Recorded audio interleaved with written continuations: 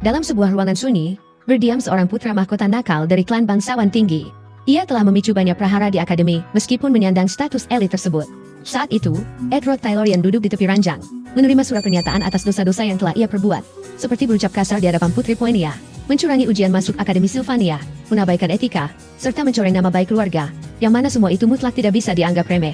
Sambil menopang kepala, Ed menyadari dalam pikirannya, apa mereka sungguh menghapus namaku dari daftar silsilah keluarga? Ed berpikir dalam hati, sepertinya takdir Tuhan sedang mengejekku. Tak lama, setelah menerima peringatan tersebut, Ed resmi diusir dari asrama akibat tindakan yang sudah tidak bisa ditoleransi. Singkatnya, eksistensi Edward Taylor telah tamat. Setelah pengusiran tersebut, sejumlah murid sibuk menghujat Ed yang sedang terduduk lesu di sudut taman akademi. Di antara banyaknya murid, tidak satupun yang sudi mendekat akibat reputasi buruknya selama ini. Mereka menganggap Ed sebagai bangsawan menyedihkan. Namun mereka sudah memprediksi bahwa hal ini akan terjadi. Sementara itu, Ed yang duduk di taman dengan koper-koper di sisinya, merasa situasi ini tidak adil. Sebab, sosok sombong yang orang-orang bicarakan sebenarnya bukanlah dirinya. Sebelum terjebak dalam tubuh Edward Taylor, pemuda ini adalah pemain game veteran. Tanpa disadari, sebuah portal misterius menyeretnya masuk ke dalam game tersebut. Dunia ini merupakan akademi sihir bernama Sylvania.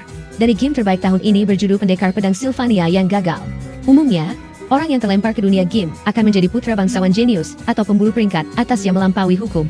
Dari semua kemungkinan, kenapa ia justru terjebak dalam tubuh antagonis kelas 3 yang terusir di awal permainan, Edward Taylor. Ia tidak menyangka telah menjadi karakter terburuk pada momentum yang mutlak buruk. Seketika, Ed berdiri sembari mengangkat tangan dan berteriak bahwa ini tidak adil, karena ia selalu hidup sederhana tanpa keserakahan. Namun nasibnya sungguh malang. Murid-murid yang mendengar keluhan tersebut menuduh Ed tidak tahu malu, karena berani berucap tidak adil dan mengaku hidup sederhana, yang mana itu mutlak kontras dengan kemewahan hidupnya sebagai putra bangsawan. Menyadari hal itu, Ed segera bungkam dan kembali duduk. Kemudian, Ed melirik tajam ke samping sembari menghela napas. Saat itu, Ed terkejut melihat jendela status yang biasanya hanya ada di dalam game, kini terpampang jelas di hadapannya. Berdasarkan data sistem, pria yang terjebak di tubuh Ed menyadari bahwa ia berada di fakultas sihir. Namun tingkat intelektualnya sungguh menyedihkan karena hanya 4 poin. Bahkan stamina Ed terlalu rendah untuk seorang bangsawan, karena hanya memiliki 3 poin.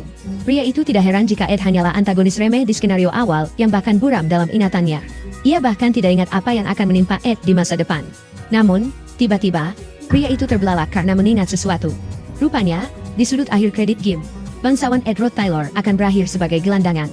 Setelah mengingat hal itu, ia tidak terkejut, karena Ed adalah bocah manja yang buta dunia sebelum jatuh ke jalanan.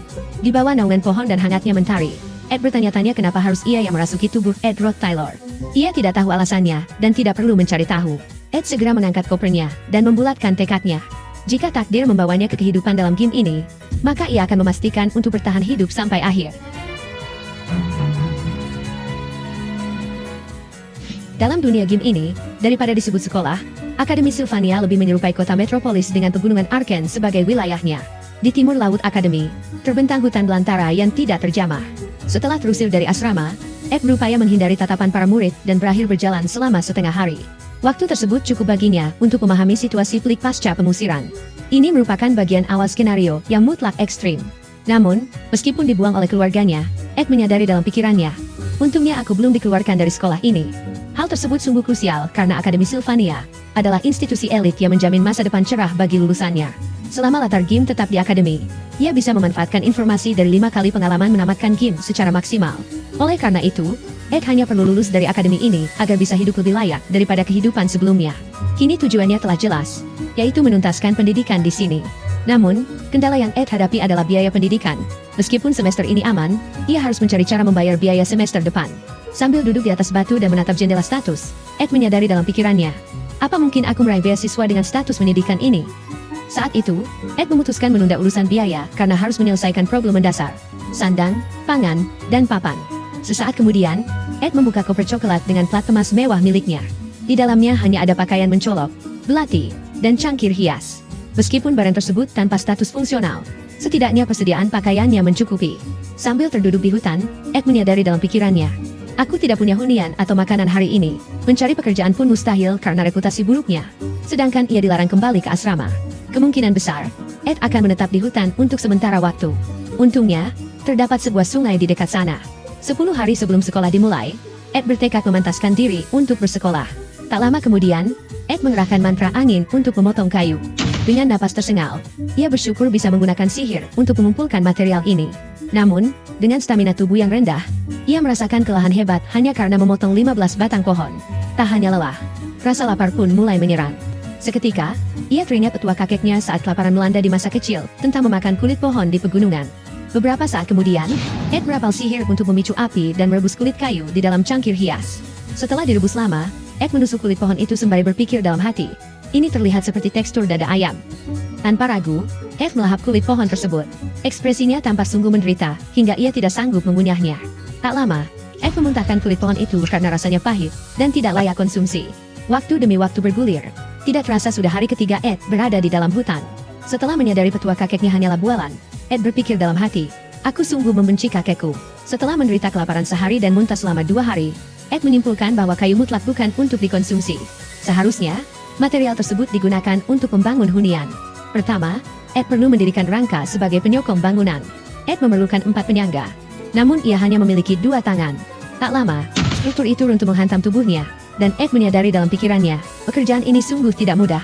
Namun, Ed tidak menyerah. Ia terus berjuang keras demi menciptakan tempat bernaung. Setelah beberapa jam, Ed akhirnya berhasil mengikat 4 batang kayu utama sebagai penyangga.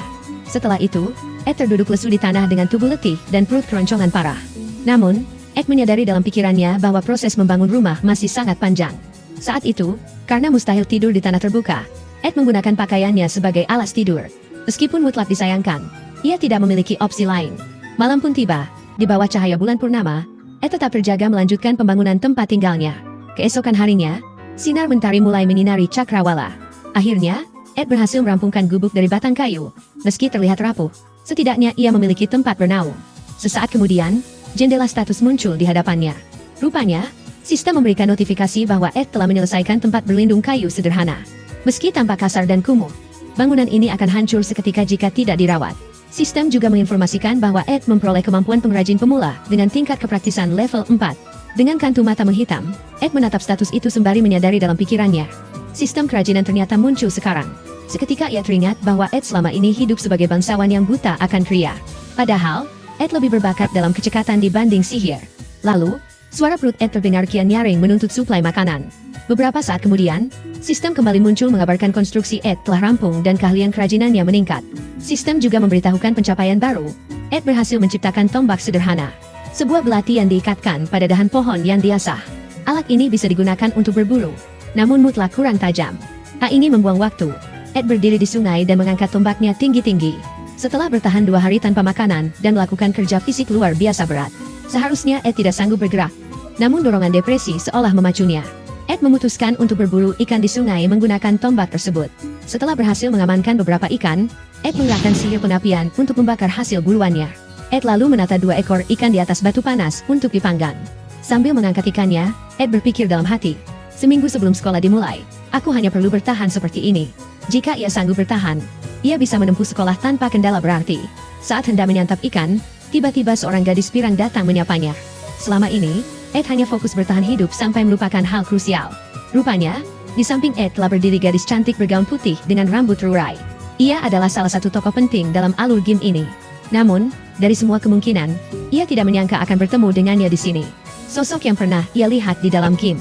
Gadis yang bertindak bak penguasa dan telah mendepaknya dari akademi. Dia adalah Putri Poinia, orang yang mengusir Ed Rothtailor dari asrama.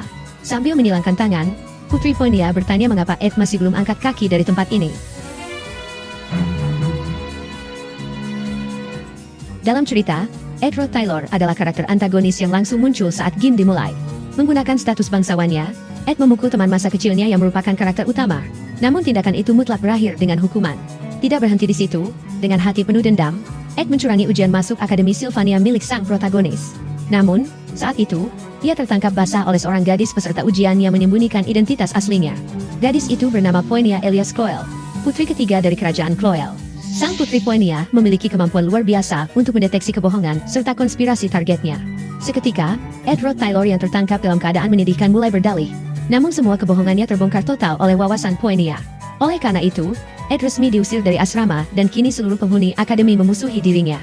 Kembali ke masa kini, Ed kini justru bertemu dengan Poinia, sosok yang seharusnya ia hindari. Poinia menatapnya tajam dan mempertanyakan keberadaan Ed di sana. Dengan panik, Ed menegaskan bahwa ia masih berstatus siswa akademi meskipun telah terusir dari asrama. Dengan nada lirih, Poinia meminta Ed untuk mendengarkan baik-baik karena ia akan mempersingkat bicaranya. Seketika, Poinia berteriak mengusir Ed. Ia merasa muak melihat seseorang yang tidak tahu malu berada di sekitar sekolah. Poinia mengancam akan meminta departemen akademik untuk mengeksekusi pengusiran Ed secara pribadi. Alasannya mutlak kuat. Ed telah melakukan tindakan hina dengan mencurangi siswa lain demi menghambat masa depan mereka. Di sisi lain, Ed menyadari dalam pikirannya bahwa masalah utamanya adalah makanannya yang mulai hangus. Setelah kelaparan selama 3 hari, makanan itu sungguh berharga baginya. Sambil mengernyitkan dahi, Ed berpikir dalam hati, selain urusan perut, ini adalah krisis hidup yang parah. Ed menyadari dalam pikirannya bahwa Poinia memiliki kuasa mutlak untuk mengeluarkannya dari akademi. Oleh karena itu, Ed berjalan menghampiri Poinia dengan tatapan dingin. Ed memperingatkan bahwa matahari akan segera terbenam, dan mempertanyakan mengapa seorang bangsawan tidak dijaga oleh prajurit bersenjata. Seketika, Ed mengancam dengan sorot mata tajam mengenai keberanian seorang putri yang mendatangi hutan terpencil sendirian. Tak lama kemudian, Poinia merespons dengan memicu sihir api biru yang berkobar hebat di sekujur tubuhnya. Ia menegaskan bahwa jika Ed berniat mengancamnya karena merasa ia tanpa pengawalan, maka Ed akan menyesal. Tanpa disadari, Ed justru duduk berlutut dan bertanya apa maksud ucapan sang putri, karena ia sama sekali tidak berniat mengancam. Sambil tersenyum lebar, Ed menyatakan bahwa ia justru ingin berterima kasih kepada Putri Poinia. Saat itu, kemampuan wawasan Poinia aktif, dan secara mengejutkan, tidak ada satupun kebohongan dalam perkataan Ed. Sementara itu, dengan tatapan datar, Ed berpikir dalam hati. Poinia tampak sungguh terkejut. Ed lalu kembali mengingat informasi dalam Kim. Keluarga Rod Taylor sendiri dikenal sebagai keluarga berpengaruh yang mengeksploitasi rakyat dan melakukan eksperimen manusia demi penelitian keabadian. Bagi sang karakter utama dalam cerita game ini, keluarga Rod Taylor adalah keluarga sampah yang ditakdirkan hancur. Namun, saat ini, keberadaan Ed tidak diakui di dalam keluarganya sendiri, keluarga Rod Taylor. Sesaat kemudian, sistem memberitahukan bahwa Ed telah menciptakan ikan gosong yang tidak layak konsumsi. Ed menyadari dalam pikirannya, meskipun kedinginan dan kelaparan, ini masih lebih baik daripada mati. Dalam jangka panjang, Ed harus membujuk Poinia tanpa melibatkan kebohongan. Jika tidak, ia akan dikeluarkan dan permainan berakhir seketika. Hari itu, Ed mempertanyakan alasan keberadaan Poinia di hutan. Ed menebak bahwa dengan pakaian sederhana tanpa pengawal, Poinia sedang menempuh ujian penempatan kelas dari Profesor Blast untuk menemukan manik sihir tersembunyi. Sambil memejamkan mata, Ed menegaskan bahwa ujian Profesor Blast dikenal sungguh kejam. Ed menyadari dalam pikirannya bahwa Poinia pasti mengincar kelas A yang merupakan kelas terbaik. Poinia yang merasa curiga bertanya apakah Ed sedang mencoba menyanjungnya, dan mengancam akan segera mengusir Ed dari akademi. Namun, Ed meyakinkan sang putri bahwa tanpa bantuannya, Poinia pasti tidak akan bisa masuk ke kelas A. Dengan tenang, Ed menawarkan kesepakatan. Jika perkataannya terbukti bohong, Poinia boleh mengusirnya dari akademi saat ini juga. Ed menjelaskan bahwa Poinia harus melangkah menuju danau di sebelah tenggara hutan ini. Setelah melewati danau tersebut, Poinia akan menemukan sebuah pulau kecil berumput yang di tengahnya berdiri kokoh pohon raksasa bernama pohon penjaga Marilda.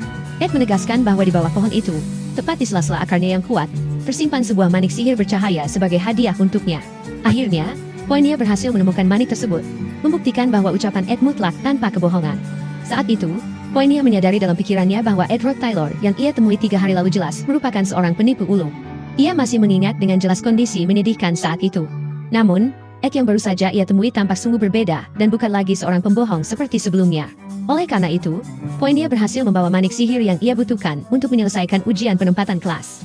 Keesokan harinya, di Akademi Sylvania, seorang profesor mengumumkan bahwa ujian penempatan kelas telah resmi berakhir. Profesor berkacamata bernama Glass tersebut meminta para murid menunjukkan manik hasil buruan mereka. Beberapa murid maju ke depan, namun hasilnya mutlak mengecewakan ekspektasi Glass. Bahkan ada murid yang membawa telur raksasa dan menganggapnya sebagai manik. Glass langsung menempatkan mereka semua di kelas F, tingkatan yang paling buruk. Sesaat kemudian, Glass menggenggam 3 manik bercahaya dan menegaskan bahwa kelas A hanya diperuntukkan bagi mereka yang menemukan manik dengan kekuatan sihir murni. Dari seluruh peserta, hanya 3 orang yang memenuhi standar itu, yaitu Ziggs, Lortel, dan 1 siswa yang menemukan manik luar biasa di pohon penjaga Marilda. Seketika, Glass mengulurkan tangannya dan menunjuk seorang siswa, mengumumkan bahwa dialah yang akan menjadi peringkat teratas kelas. Di dalam ruang kelas, Poinia tampak menegang, menyimak suara Profesor Blast yang menggema dengan jelas dan tanpa ragu. Sementara itu, jauh di dalam hutan, Ed kehilangan ikan panggannya karena hangus dan merasakan staminanya terkuras habis. Tak lagi memiliki tenaga untuk menombak, ia memilih merakit alat pancing sederhana. Tiba-tiba, jendela sistem muncul dan menjelaskan bahwa Ed telah menciptakan pancingan kasar dari ranting pohon, benang sutra, dan paku kecil, dengan peringatan daya tahan rendah serta tingkat kesulitan kerajinan 1 bintang. Sambil memasang kail, Ed berpikir bahwa putri ketiga kerajaan, Poinia Elias Coyle, pasti sudah mendapatkan posisinya. Sejak kecil, Poinia telah hidup di tengah sanjungan sekaligus intrik politik, memaksanya mempertajam insting hingga melahirkan kemampuan bawaan yang luar biasa. Tak ada seorang pun yang bisa menyembunyikan kebenaran dari mata batinnya. Saat Ed melempar umpan ke sungai, ia menyadari bahwa siapapun yang berhadapan dengan Poenia tak punya pilihan selain menyampaikan informasi asli. Meski kejujuran itu justru kerap berujung pada masalah yang lebih rumit. Dalam cerita game ini, sang putri yang penuh harga diri itu kelak dikenal dengan gelar Tuan Putri Cinta, karena alasan yang jauh lebih dalam dari sekadar status. Ed teringat bahwa dalam game yang ia mainkan, Poenia seharusnya gagal total dalam ujian penempatan dan berakhir di kelas F. Namun, jika karakter penting di skenario awal ini justru menemukan manik emas dan masuk kelas A, maka alur utama cerita akan runtuh atau menyimpang sepenuhnya. Bahkan jika Ed berhasil menghindari pengusiran dari akademi, seluruh pengetahuannya sebagai pemain veteran akan menjadi tidak berguna, karena perubahan skenario akan membuatnya sulit bertahan hidup tanpa informasi masa depan. Kembali ke ruang kelas akademi, Poenia tertunduk ketika Profesor Glass mengumumkan bahwa siswa peringkat teratas adalah Lucy Myriel, yang justru tertidur pulas di kursinya. Masa depan dan alur cerita tampak belum berubah, sementara Poenia melangkah pergi dengan langkah berat. Tak lama, ia berhenti dan berpikir bahwa situasi ini benar-benar buruk. Menyadari bahwa Ed ternyata tidak berbohong, meski ia menduga informasi yang diberikan Ed bukanlah hadiah tanpa maksud. Beberapa waktu sebelumnya, tangan Poenia sempat bergetar saat menggenggam manik emas. Ed, yang memahami jalan cerita game ini, menyadari alasan sang putri menyembunyikan identitasnya di akademi, karena ia malu akan perlakuan istimewa yang pasti diterimanya jika jati dirinya terbongkar. Poenia ingin membuktikan kemampuannya sendiri, tanpa bergantung pada latar belakang. Ketika melihat manik emas tersembunyi di balik batang pohon, ia tahu bahwa mengambilnya akan memberinya hasil terbaik dalam ujian. Namun ia memilih melangkah pergi. Bagi Poenia, keberhasilan yang diraih dengan cara itu hanyalah pencapaian palsu, bukan hasil dari usaha sendiri. Dalam cerita ini, gelar Tuan Putri Cinta yang kelak disandang Poenia bukanlah karena kemampuan atau status, melainkan karena ia memilih berjalan di jalan yang benar. Ed telah melemparkan pancingan pada sang putri, menantangnya untuk memuji kebenaran ucapannya dengan taruhan besar. Ia sadar bahwa kebohongan sebaik apapun tak akan berguna di hadapan Poenia, karena sang putri selalu mampu membedakan kebenaran dan kepalsuan.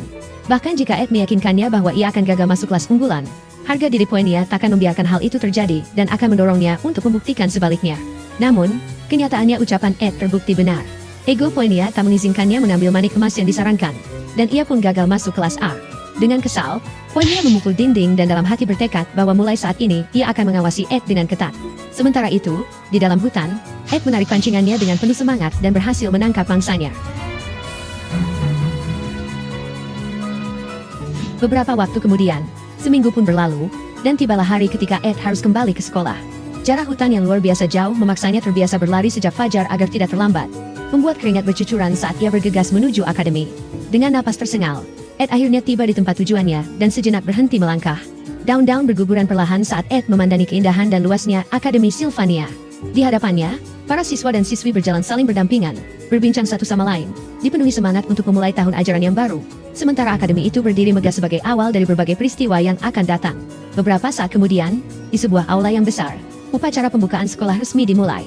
Sembari mendengarkan arahan kepala sekolah, para siswa diperkenankan menikmati jamuan yang tersedia. Sementara itu, saat Ed sibuk makan, ia mendengar bisikan sinis yang menghujat kehadirannya. Seorang gadis bertanya-tanya mengapa Ed tidak malu untuk menampakkan diri lagi. Bagi Ed Taylor, cemoohan ini hanyalah penghargaan bagi seorang pemenang. Ed berpikir dalam hati, aku tidak peduli pada ocehan mereka selama ada makanan lezat ini. Tak jauh dari sana, di antara kerumunan gadis yang menggosipkan Ed, terdapat seorang gadis berambut merah muda dengan pita merah. Saat teman-temannya terus mencela Ed, gadis itu justru terdiam. Tiba-tiba, ia merasakan sesuatu yang aneh. Sambil menoleh, gadis itu menyadari dalam pikirannya, Ed terasa seperti individu yang berbeda. Ia pun hanya bisa berharap agar tidak ada kekacauan yang terjadi setelah ini. Hari itu adalah hari pertama Akademi Sylvania dimulai. Seluruh murid telah memasuki ruang kelas untuk mengikuti pelajaran yang akan segera berlangsung. Di sebuah kelas, seorang profesor menyatakan bahwa ini adalah semester baru, dan ia antusias melihat perkembangan para murid yang meningkat. Namun, di hari pertama semester baru tersebut, Ed dipanggil oleh kepala sekolah. Setelah mendengarkan arahan kepala sekolah yang panjang lebar, Ed keluar dengan wajah mutlak pucat dan lemas. Rupanya ia nyaris dikeluarkan dari akademi. Meskipun kepala sekolah pemarah itu berbicara sambil tersenyum, namun Ed menyadari dalam pikirannya, Poenia pasti telah melaporkanku, tapi sepertinya ia tidak mengatakan hal buruk. Sesaat kemudian, Ed menghela napas panjang. Dengan wajah serius, Ed memantapkan diri untuk tetap waspada agar alur cerita tidak melenceng dari naskah asli. Beberapa saat kemudian, sistem menunjukkan detail kemampuan tempur Ed. Saat ini ia berada di tingkat petarung pemula spesialisasi busur level 1. Skill kehidupan tersebut mutlak perlu diasah demi bertahan hidup. Ed juga wajib melatih sihir yang relevan sebagai murid jurusan sihir. Untuk meraih kombinasi terbaik, tidak ada senjata yang lebih unggul dari busur. Saat kemahiran Kriya meningkat dan Ed mampu memproduksi anak panah berkualitas, ia akan menyematkan formula spirit atau sihir pada panahnya. Tiba-tiba, ia terkejut melihat pemandangan di tengah hutan belantara. Tepat di bawah pohon penjaga Marilda, terlihat seorang gadis sedang duduk membaca buku dengan rambut menari lembut tertiup angin. Gadis cantik bermata indah dengan senyum menawan itu adalah Janica Failover, murid tahun kedua peringkat teratas yang dikenal sebagai penyihir jenius. Sesaat kemudian, Janica memalingkan pandangan ke arah Ed di seberang danau. Janica bertanya apakah Ed adalah orang yang Marilda bicarakan. Tak ingin membuang waktu, Janica segera melompat ke seberang danau dan menyapa Ed dengan mata berbinar. Janica memperkenalkan diri penuh semangat, memberitahu Ed bahwa ini tahun keduanya di akademi, sama seperti Ed. Sementara itu, Ed terkejut dan bertanya-tanya sejak kapan gadis itu berada di sana. Sambil tersenyum manis, Janica bertanya apakah Ed kaget karena ia mengetahui tentangnya. Kemudian, Janica tersenyum lebar sembari merentangkan tangan dan menjelaskan bahwa hutan ini adalah wilayah Marilda, sesosok roh tingkat atas. Janica menyadari dalam pikirannya, Marilda cukup obsesif dengan perhatian yang tersebar di seluruh tempat. Ia tahu tentang pengunjung tak diundang. Sambil memegang bangkai kelinci, Ed seketika menyadari bahwa ia telah membantai banyak kelinci dan menebang banyak pohon. Sambil tersenyum, Janica berujar bahwa Ed tidak perlu mencemaskan hal sepele. Sudah hukum alam bagi makhluk hutan untuk saling memangsa, dan Marilda tidak terganggu oleh itu. Ed kemudian berpikir dalam hati, ternyata serigala liar raksasa pun memiliki hati yang lembut. Sesaat, Janica terdiam mendengar ucapan Ed. Tak lama, Janica tertawa dan menganggap hal itu sebagai sesuatu yang tak terduga. Sesaat kemudian, Janica mengungkapkan ada sesuatu yang ingin ia tunjukkan pada Ed. Janica mengulurkan tangan kosong berisi roh yang tak kasat mata bagi Ed. Sambil tersenyum manja, Janica bertanya bukankah roh itu menggemaskan, karena ia baru saja menjalin kontrak dengannya. Janica bahkan menawarkan Ed untuk menyentuh roh tersebut. Namun Ed masih bingung mengenai kontrak dan wujud roh yang dimaksud. Saat itu juga, Ed menyadari dalam pikirannya, jika ingin berteman dengan Janica, aku hanya perlu berbicara pada momentum yang tepat. Tak lama, Ed mengungkapkan bahwa ia tidak mengerti maksud Janica, karena ia tidak bisa melihat spirit atau juga disebut roh. Dengan wajah terkejut, Janica tak menyangka jika Ed mutlak buta terhadap keberadaan roh.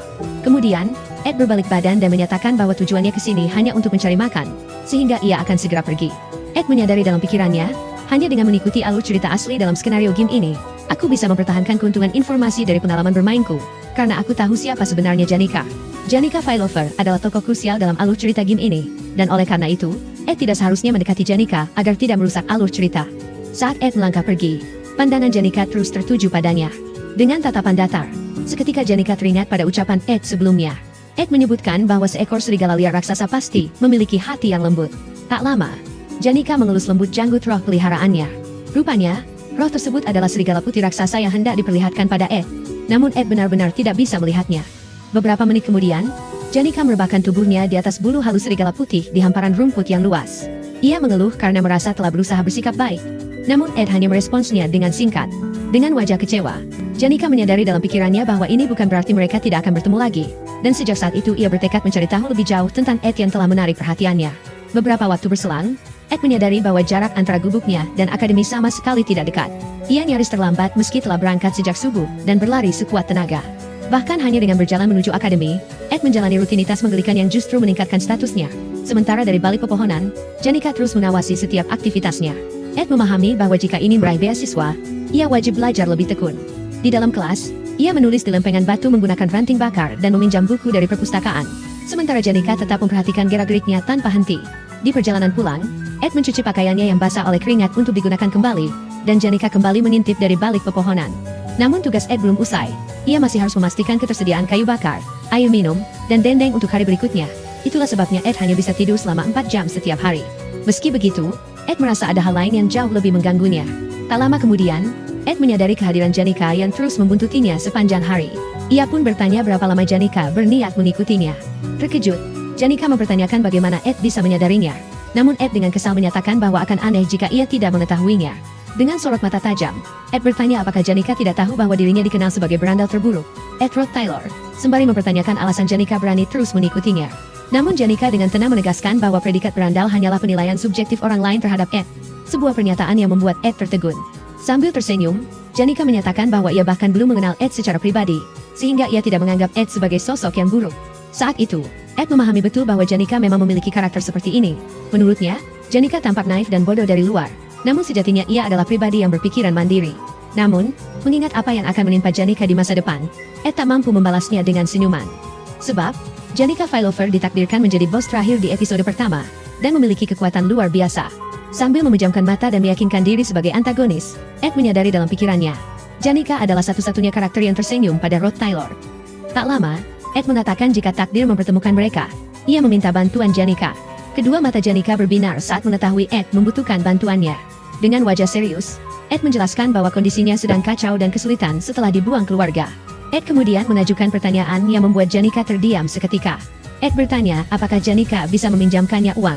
Ed menegaskan hanya meminjam sebentar sebagai seorang teman, dan bertanya berapa banyak uang yang Janika miliki. Ed mengetahui bahwa dalam cerita ini, Janika setiap tahun meraih beasiswa karena menjadi peringkat pertama di kelas. Namun itu bukan sekadar penanda kehebatannya. Latar belakang Janika mutlak miskin hingga tanpa beasiswa. Ia tidak mampu mendaftar atau menuntaskan kelulusan di akademi ini. Janika adalah putri dari sebuah peternakan kecil. Kelemahannya adalah uang. Setelah mendengar permintaan itu, Janika tidak mengucapkan sepatah kata pun, membuat suasana di antara mereka terasa hening dan canggung.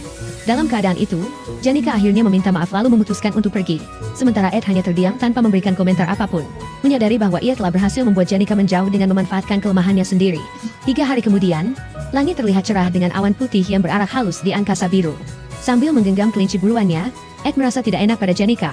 Namun ia enggan terlibat dengan karakter penting lagi. Sekali lagi, Ed menegaskan bahwa ia harus waspada agar alur cerita tidak melenceng dari naskah asli. Tak lama, Ed telah sampai di tempat berlindungnya. Dengan sigap, ia melepaskan keranjang di punggungnya dan merebahkan diri di depan gubuk.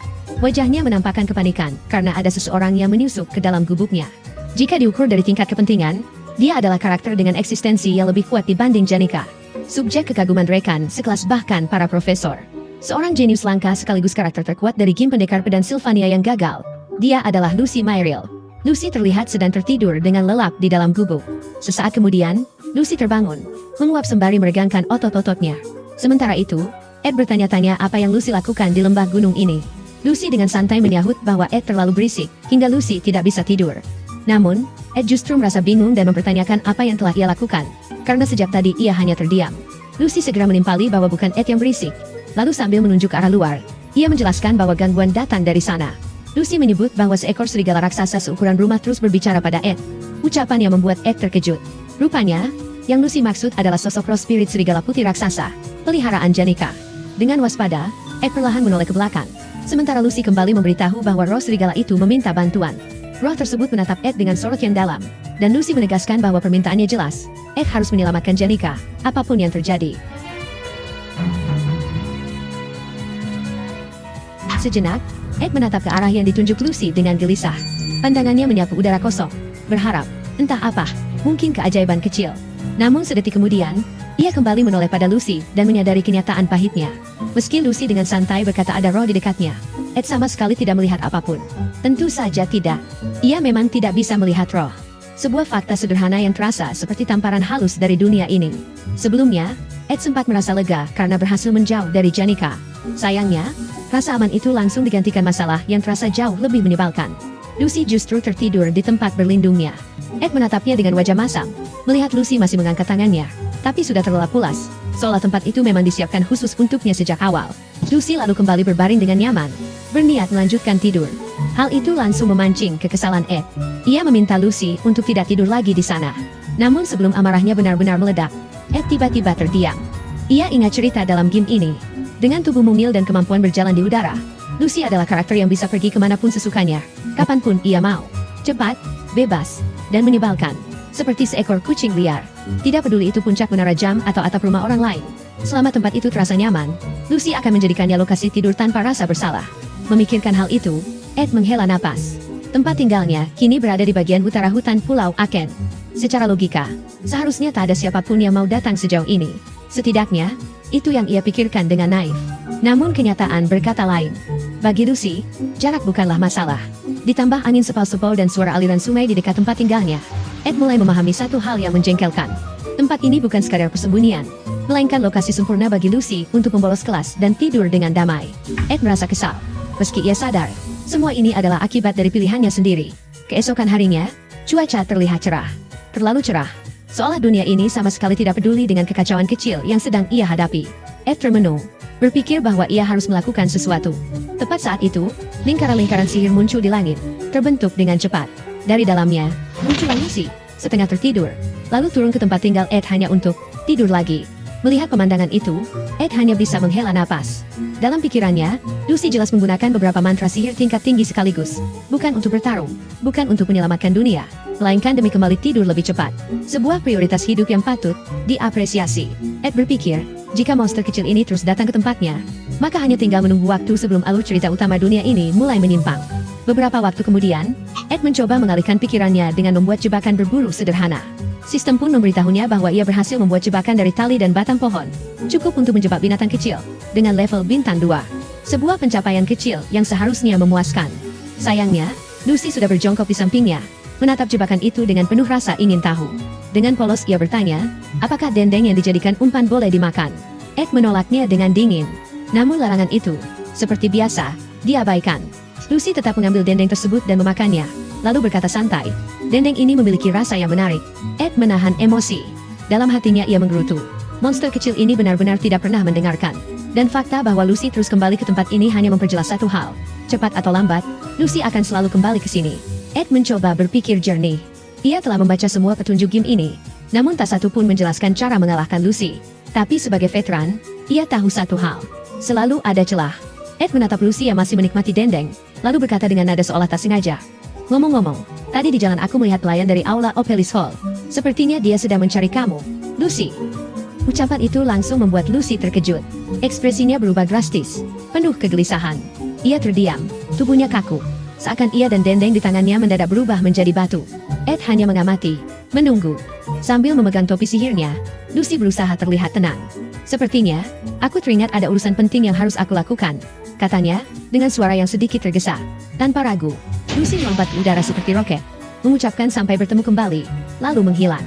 Ed tetap duduk diam. Dalam hatinya, ia teringat informasi kecil di data karakter Lucy, informasi yang sering diabaikan pemain. Setiap hari, pelayan asrama selalu mencarinya, dan setiap kali itu pula Lucy selalu berusaha melarikan diri. Ed tersenyum licik. Ada sedikit rasa lega. Kali ini, ia berhasil menjauhkan diri dari Lucy Mairil, hanya dengan trik sederhana hasil pengalamannya.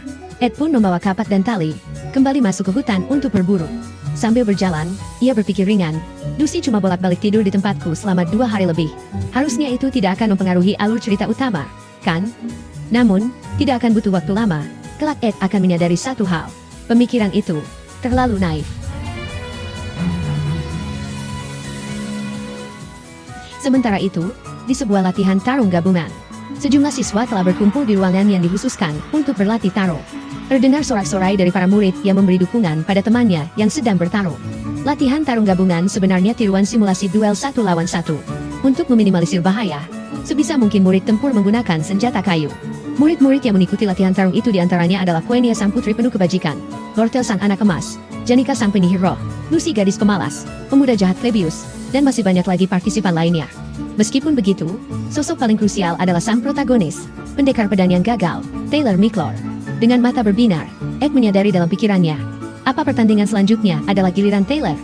Karena sudah sering menamatkan game itu, Ed tidak terlalu memperhatikan jalannya duel, sebab ia sudah tahu hasilnya. Pemenang duel pada episode latihan tarung gabungan adalah murid tahun pertama, sama seperti protagonisnya, Taylor. Kecuali bagi satu orang, Janika Failover. Sulit dipercaya Janika berlari dengan senang hati ke arah Ed setelah pengalaman menyedihkan mengenai permintaan pinjaman uang sebelumnya. Berbeda dengan Lucy yang bersifat seperti kucing, tidak diragukan lagi Janika masuk dalam kategori sifat anjing. Saat itu, rupanya Janika memberikan selembar kertas berisi daftar pertarungan yang telah dirilis pihak akademi. Namun, Ed segera memalingkan wajahnya dan berkata bahwa ia tidak tertarik. Janika pun bertanya apa Ed tidak berminat dengan pertarungannya sendiri. Setelah mendengar hal itu, ketegangan melanda Ed seketika. Ed menyadari dalam pikirannya, apa aku juga harus terjun bertarung? Di dalam game yang ia mainkan, Ed teringat jika Edward Taylor seharusnya sudah dikeluarkan dari kompetisi. Jika sekarang ia harus bertarung, lalu siapa yang akan menjadi lawannya? Sementara itu, Taylor telah memasuki arena pertarungan. Dengan gagah berani, Taylor berteriak bahwa ia akan memberikan kemampuan terbaiknya. Melihat keberanian Taylor, Ed berpikir dalam hati, saat ini tidak penting siapa yang kuhadapi, aku hanya perlu mengawasi Taylor. Sebelum terjebak di tubuh Ed, pria itu ternyata sudah memainkan karakter Taylor untuk waktu yang lama, mulai dari akhir yang buruk sampai akhir sebenarnya yang meninggalkan kesan mendalam. Meski sudah berulang kali gagal dan sistem bertanya apakah ia akan mengulang, ia selalu memilih, ya, dengan Taylor sebagai karakternya hingga selesai. Dengan keyakinan penuh, Ed sudah memutuskan untuk mengurus hidupnya sendiri, namun ia tetap akan mendukung Taylor. Tiba-tiba, Ed dikejutkan oleh pengumuman dari pengeras suara. Rupanya komite sedang mencari murid bernama Lucy Mairil. Komite juga menyatakan bahwa mereka menunggu kehadiran Lucy di arena jika ia telah siap untuk bertarung. Seketika, Ed bertanya-tanya kemana perginya Lucy. Ternyata, Lucy telah tertidur lelap di bawah podium utama. Bahkan dengkurannya terdengar oleh beberapa murid di sana. Komite pun mengamuk, menuntut Lucy menyelesaikan duelnya terlebih dahulu sebelum tidur. Lucy pun segera naik ke podium sembari menahan kantuk. Lucy adalah murid tahun pertama yang menduduki peringkat 1 di kelas. Dan kini, Lucy Myriel harus menghadapi Taylor sebagai lawannya. Seorang protagonis yang terlahir untuk menjadi pendekar pedang sejati. Dalam hidupnya, Taylor tidak pernah memegang pedang sebelumnya. Namun, dengan tebasan pertama dari pedang kayu yang terbakar energi membara, Taylor menebas sihir yang dilancarkan Lucy kepadanya. Mantra sihir yang Lucy kira akan menghantam Taylor telah dilenyapkan seketika oleh Taylor, membuat Lucy terkejut. Selagi Taylor melesat ke arah Lucy guna memangkas jarak, Lucy yang masih terperangah langsung menyerang Taylor dengan sihir petir tingkat menengah. Petir itu pun menyambar Taylor dengan kekuatan besar dan suara menggelegar. Melalui serangan Lucy, Taylor telah kalah mutlak oleh refleks perapalan mantra tersebut. Namun, Lucy langsung didiskualifikasi karena menggunakan sihir tingkat menengah, yang secara otomatis memberikan Taylor penghargaan sebagai orang pertama yang mengalahkan Lucy Myriel. Adegan pertarungan itu adalah momen yang mutlak legendaris yang Ed ingat dalam game, sehingga membuat air mata haru mengalir di wajah Ed. Kembali ke kenyataan, wasit mengayunkan tangan tanda pertarungan antara Lucy dan Taylor akan segera dimulai. Di tengah ring pertarungan, Lucy dan Taylor bersiap memulai duel mereka, disaksikan oleh para penonton yang bersorak-sorai memberi dukungan. Tak lama kemudian, Taylor memulai dengan melayangkan sebuah pukulan menggunakan knuckle besi. Semangatnya begitu menggebu untuk menyerang Lucy. Di sisi lain, Lucy hanya mengangkat kedua tangannya dan menyerang Taylor dengan ledakan sihir yang bergejolak, menyembur ke segala arah, dan menghempas Taylor dalam sekejap.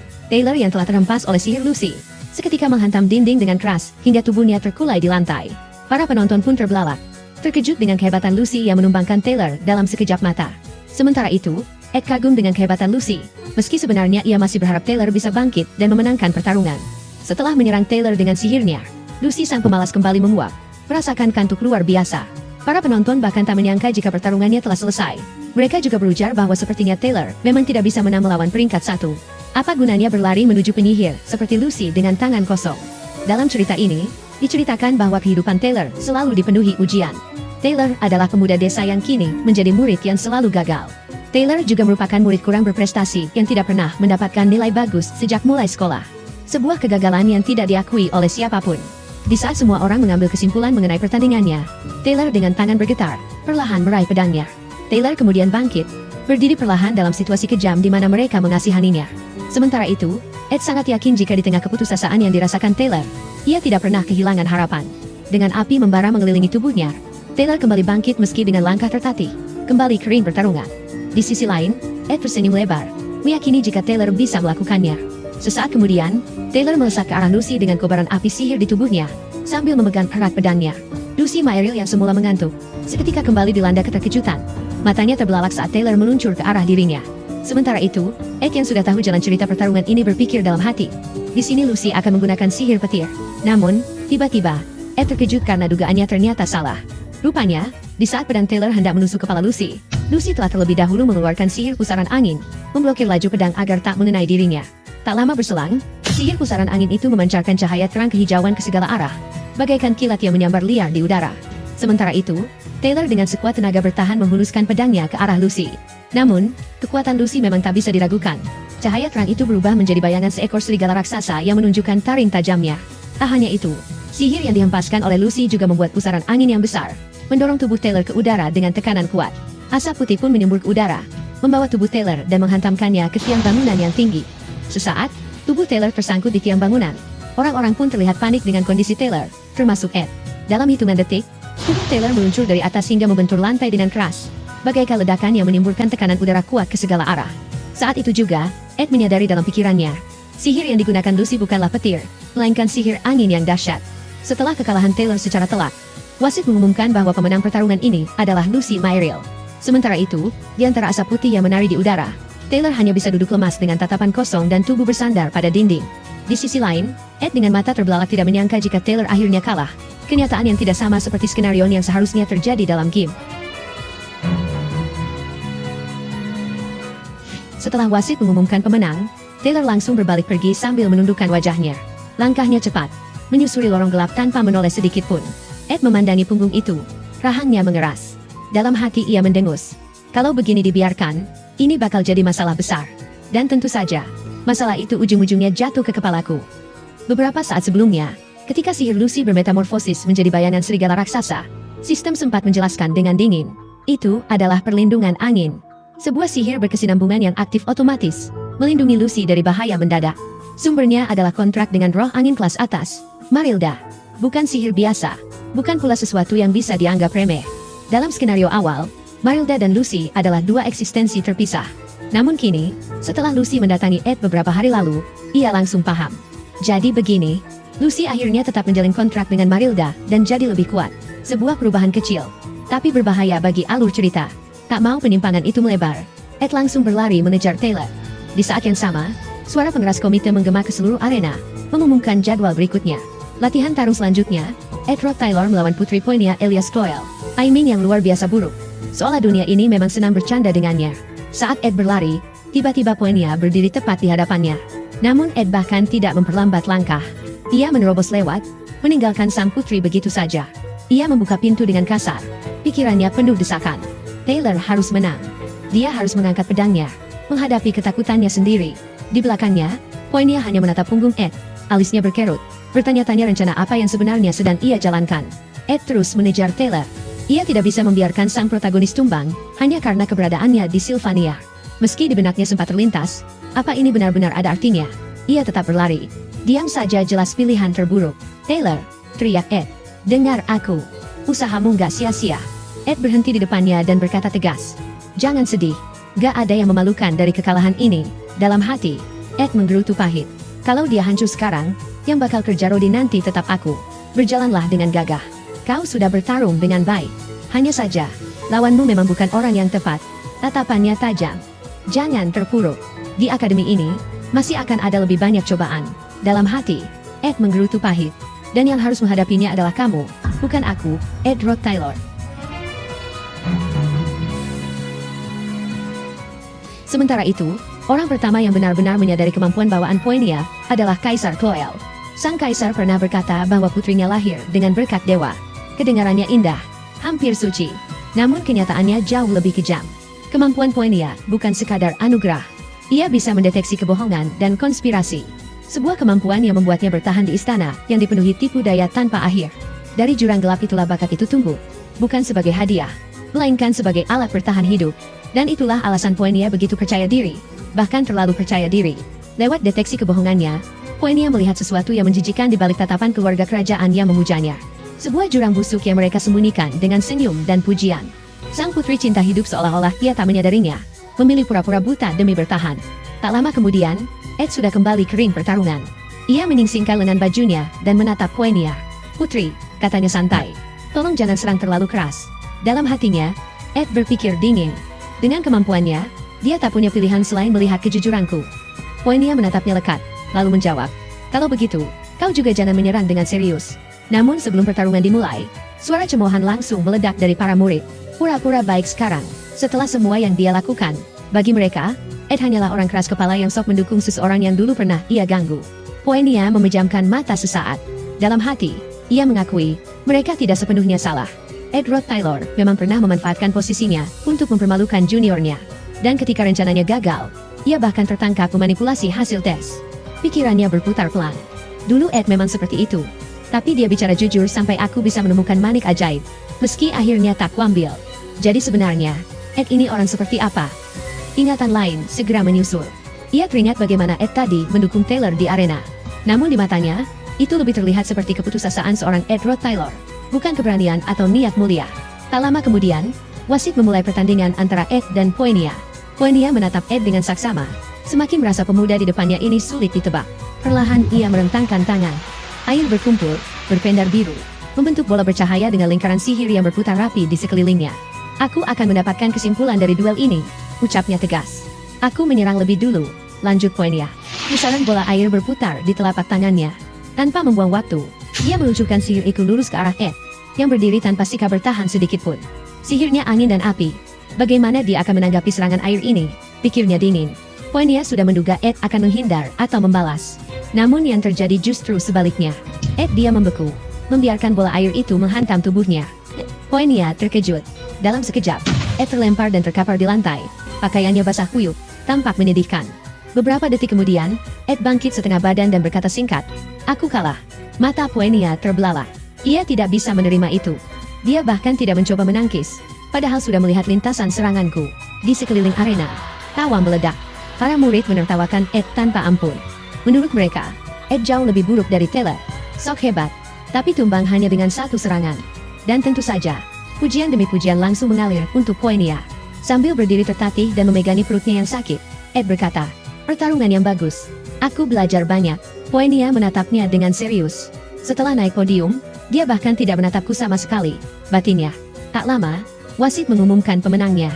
Namun di balik gemuruh tepuk tangan, Poenia justru menyadari sesuatu yang mengganjal. Sejak awal, Ed sama sekali tidak tertarik pada duel ini. Begitu selesai, Ed langsung turun dari arena dan berlari menyusuri lorong akademi. Saat berhadapan dengan Poenia, aku harus ekstra waspada. Jangan sampai dia merusak skenario. Pikirnya cepat. Poenia adalah tokoh penting dalam cerita ini. Tapi bagi Ed, ada sosok yang jauh lebih penting. Taylor, sang karakter utama. Ed terus berlari, melirik ke sekeliling, mencari Taylor. Tiba-tiba, sebuah suara memanggilnya dengan keras. "Ed Roach Taylor." Ia menoleh. Poenia sudah turun dari podium dan mengejarnya. Napasnya tersengal, peluh mengalir di wajahnya. Dengan dahi berkerut, ia menatap Ed. "Apa yang kau lakukan di sini tanpa pengawal?" tanya Ed heran. Wajah Poenia memerah. "Apa maksud sikapmu tadi?" teriaknya kesal. Ed mengernyit. "Kalau soal duel, aku sudah belajar banyak," jawabnya singkat. Jawaban itu justru membuat Poenia semakin marah. "Belajar?" bentaknya. "Kau bahkan tidak berniat menang. Kau cuma mencari cara tercepat turun dari podium." Amarahnya tumpah. "Aku saja kesulitan dengan urusan kelas. Sementara pedagang mirip rubah itu sibuk memikirkan cara mengendalikan akademi." Poenia terus meluapkan kekesalannya. Ia mengeluh tentang Profesor Blast yang ketegasannya tidak pernah berkurang. Tentang para pelayan yang tak henti mengoceh soal etika keluarga kerajaan. Semua itu ia tumpahkan pada Ed, yang jelas-jelas tidak memahami beban semacam itu, seperti kebanyakan pria pada umumnya. Bahkan, Poenia mulai mempertanyakan siapa sebenarnya Ed, hingga kepalanya terasa semakin pening. Ed hanya terdiam. Dalam hatinya, ia bergumam, apa dia memendam semua frustrasi ini sendirian? Tiba-tiba, Ed mengangkat tangannya dan memegang pundak Poenia, menghentikan ocehannya yang tak kunjung usai.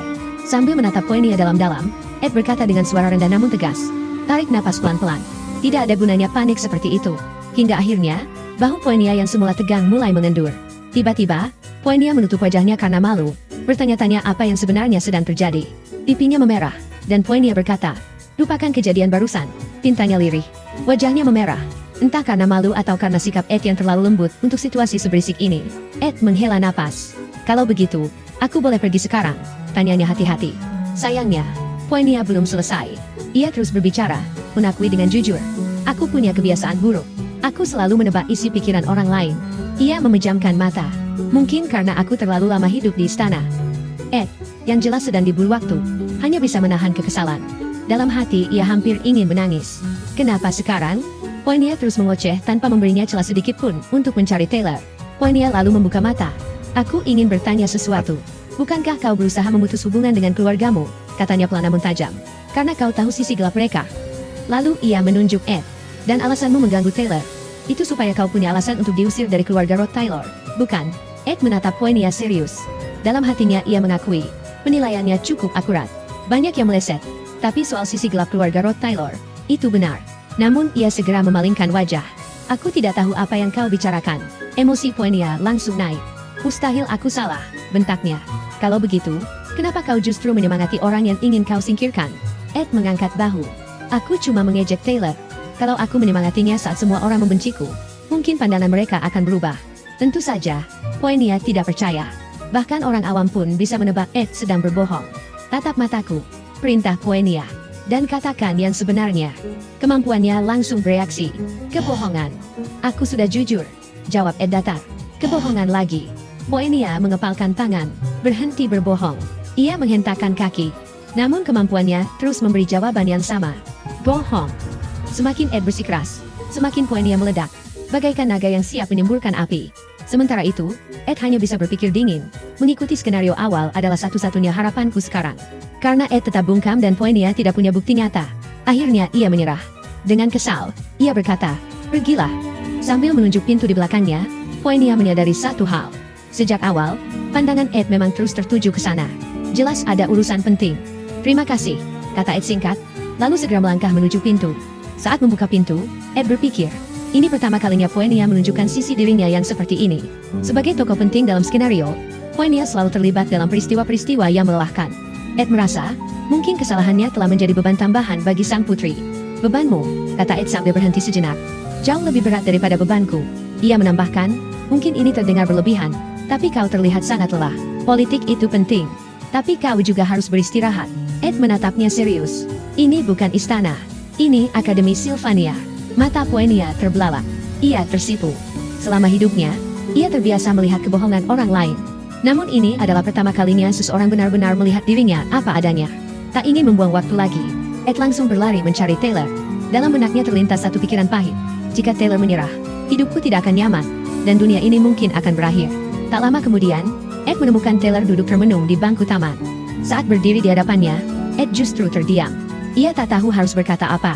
Tiba-tiba, seorang gadis berambut pendek melangkah ke depan, menghalangi jalannya. Jangan mendekat, katanya tegas. Kau tidak boleh mengganggu Taylor lagi. Ed menatap mata hijaunya dan langsung tahu. Gadis itu adalah Ayla Triss, pahlawan wanita utama dalam game ini.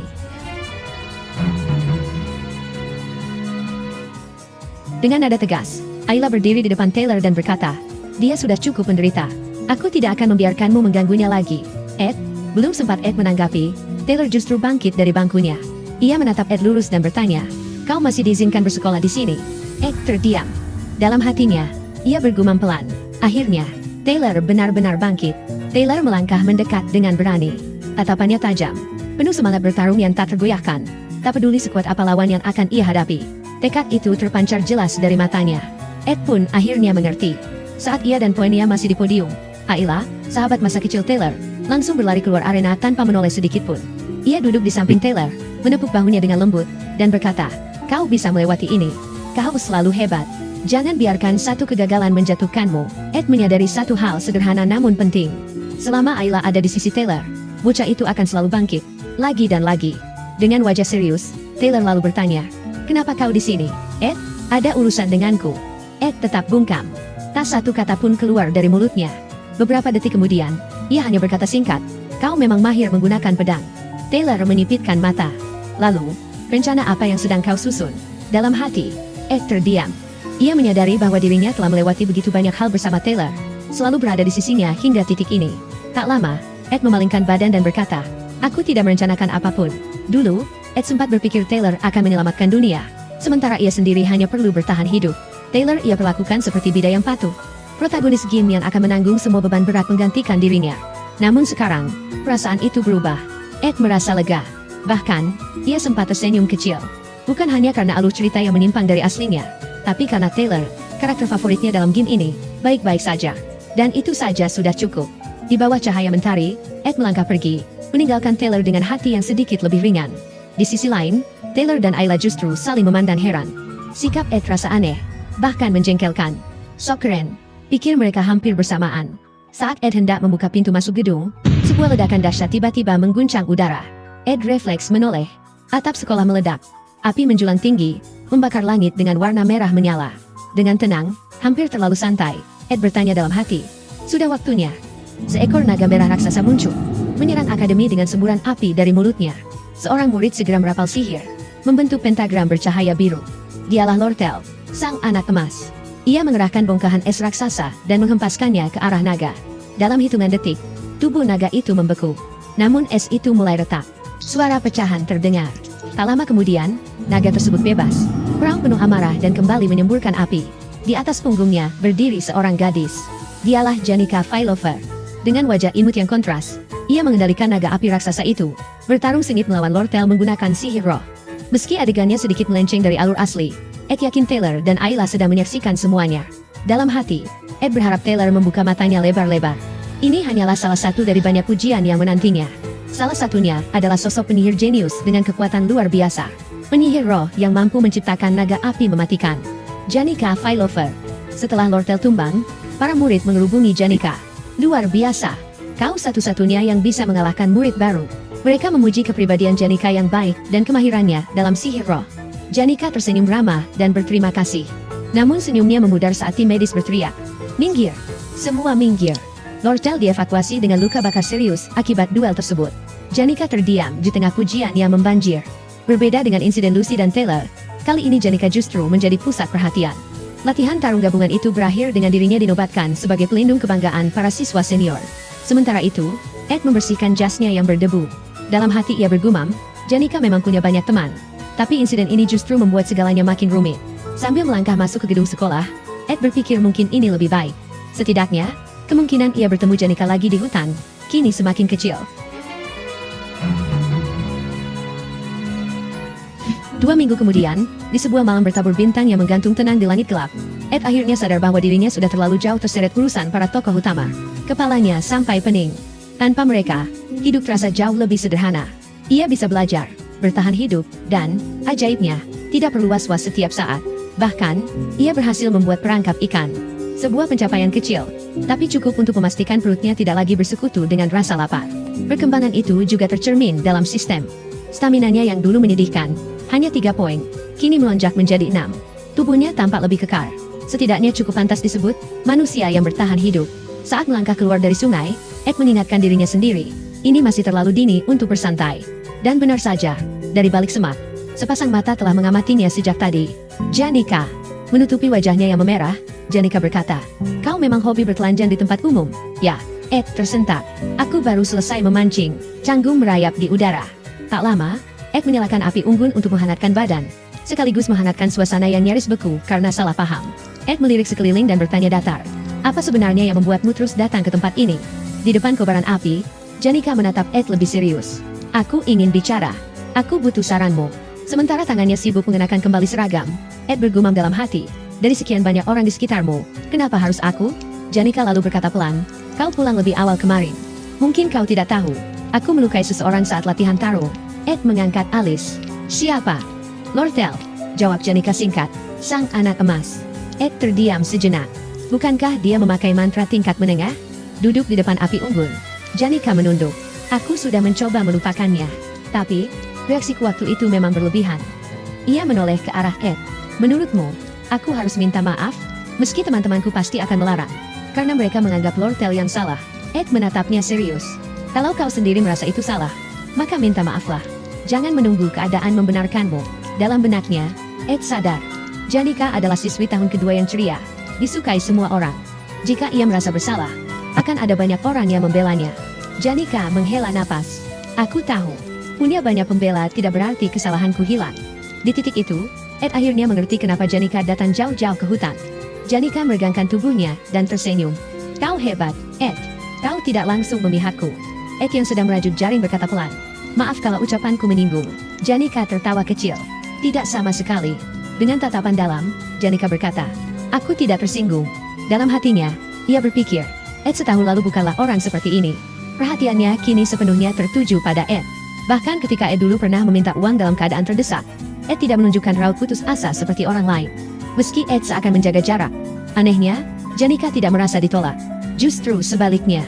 Ini membuatku lega, katanya sambil tersenyum manis. Dalam benaknya, Janika berbisik, andai semua orang seperti Ed Rod Taylor. Di mata Janika, Ed adalah kenyamanan yang tidak biasa. Mereka terus berbincang, ditemani kunang-kunang yang berterbangan di antara pepohonan. Keesokan harinya, di Akademi Sylvania, Ed berjalan cepat di lorong sekolah. Wajahnya pucat, keringat dingin menetes. Ini masalah serius, pikirnya. Game pendekar pedang Sylvania yang gagal memang dipuji sebagai mahakarya. Tapi hanya sedikit yang bertahan sampai akhir. Terutama bagi pemain pemula. Awal permainan ini adalah ladang akhir buruk.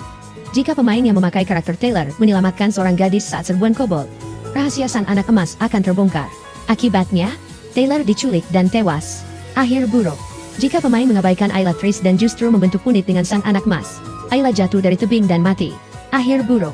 Jika pemain melindungi sang anak emas dari roh api Tarkan yang dipanggil Janika, Taylor mati terbakar tanpa sempat melawan. Akhir buruk lagi. Saat Ed tenggelam dalam pikirannya, sebuah suara memanggil, Ed, kau mendengarkanku? Dengan kesal, Ed berbalik. Sampai kapan kau mengikutiku? Lortel terdiam sejenak. Ia jelas tidak menyangka akan diabaikan selama itu. Dalam hati, Ed berkata, agar alur cerita tidak makin melenceng, tentu saja kamu akan aku abaikan. Kamu adalah salah satu karakter utama dalam cerita ini, putri seorang pengusaha besar LT Kecel, sang anak emas, heroin keempat dalam cerita ini, Lortel Kecel. Dengan senyum manis yang terlalu sempurna, Lortel berkata, aku hanya ingin meminjam 2 jam dari waktumu. Lortel Kecel perlahan meningkap wujud aslinya sebagai pahlawan wanita tersembunyi. Berbeda dengan Poinia yang sejak awal dipasang rapi sebagai antagonis, sisi sejati Lortel baru muncul ketika skenario mendekati klimaks. Jika para pemain cukup sabar menyelami realisme, nestapa, dan kesepian yang menyelimuti hidupnya, mereka akan terjebak di persimpangan pilihan antara Putri Poinia atau Lortel Kecel. Pilihan yang, tentu saja, tidak pernah benar-benar adil. Sambil melangkah melewati Lortel, Ed bergumam dalam hati, sekarang aku tak boleh terpancing. Masuk ke skema Lortel berarti menyerahkan kendali. Sayangnya, Lortel bukan tipe yang mudah menyerah. Ia segera menyusul dan berkata lembut, Ed, luangkan sebentar waktumu. Hanya sebentar. Ia menghadang dari depan. Senyumnya sempurna. Aku kagum padamu. Tetap belajar, tetap bertahan, meski kondisimu, yah, jelas tidak ramah. Dengan nada manja yang terasa dibuat-buat, Lortel melanjutkan. Katanya kau sombong dan egois.